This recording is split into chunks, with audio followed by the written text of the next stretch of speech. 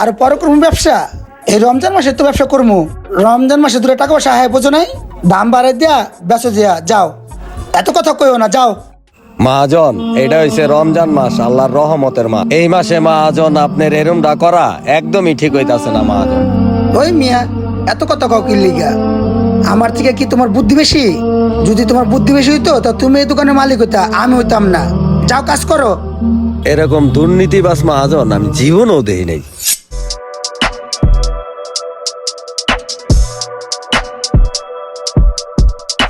কামাল ভাই, কি অবস্থা, কেমন আছেন? আলহামদুলিল্লাহ ভালো। ভাই 5 বস্তা পেঁয়াজ আমার দোকানে পাঠায় দিয়ে। ভাই পেঁয়াজ যে পাঠামু, পেঁয়াজের দাম কিন্তু বাড়ছে। কি কোন ভাই, গতকালকে না 2500 টাকা বস্তা দিলেন? আজকে ভাই 4000 টাকা করে বস্তা। আর রহন যদি না নেন রমজানে কিন্তু আরো দাম বাড়বো। 7000 টাকা? ভাই আপনারা যদি এইভাবে দাম বাড়ায় দেন, খুচরা বাজারে আমরা কেমনে বিক্রি করবো ভাই?